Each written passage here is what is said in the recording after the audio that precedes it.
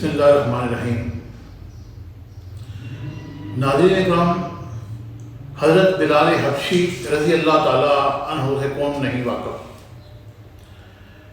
نبی پاک صلی اللہ علیہ وسلم کے دنیا سے پردہ کر جانے کے بعد حضرت بلال حبشی ملک شام چلے گئے اور ایک عرصے تک وہیں پر قیام کیا۔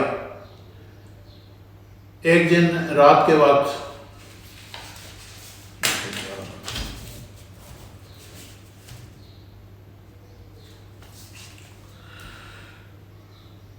بسم اللہ الرحمن الرحیم۔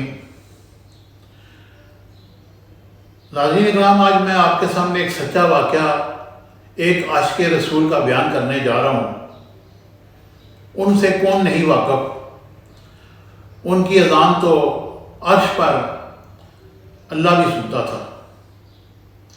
حضرت بلال حبشی رضی اللہ تعالیٰ عنہ جب نبی پاک صلی اللہ علیہ وسلم اس دنیا سے پردہ فرما گئے تو بلال ملک شام چلے گئے اور کافی لمبا عرصہ وہاں رہے۔ ایک دن خواب میں آپ صلی اللہ علیہ وسلم سے ان کا دیدار ہوا تو انہوں نے حضرت بلال حبشی سے کہا کہ تم مجھ سے دور چلے گئے ہو۔ صبح کا ٹائم ہوا، رخت سفر باندھا اور مدینہ کی طرف چل پڑے۔ کئی دن کی مسافت کے بعد جب مدینہ پہنچے تو لوگ دیوانہ وار ان کی طرف آنے لگے اور کہا کہ اے بلال، وہ نبی پاک صلی اللہ علیہ وسلم کے وقت جو اذان دیا کرتے تھے وہ اذان دیں۔ تو آپ نے کہا کہ مجھ سے یہ ایسا ہو نہیں سکے گا، کیونکہ جب میں اذان دیتا تھا تو نبی پاک صلی اللہ علیہ وسلم میرے سامنے ہوتے تھے، اب میرے سے یہ نہیں ہوگا۔ لوگوں نے کہا کہ اس کا حل یہ ہے کہ حسنین کریمین سے کہا جائے تو حضرت بلال انکار نہیں کریں گے۔ چنانچہ سارے لوگ حضرت حسنین کے پاس تشریف لائے اور کہا کہ بلال کو کہیں کہ وہ اذان دیں۔ بلال ان کے آگے انکار نہ کر سکے اور اذان دینی شروع کی۔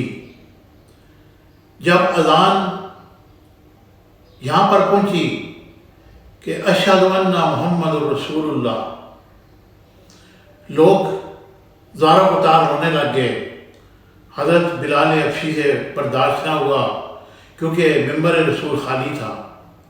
آپ ایک دم آپ پر غشی طاری ہو گئی اور آپ گر پڑے، اور جب ہوش آیا تو آپ فوراً وہاں سے روانہ ہوئے اور واپس ملک شام چلے گئے۔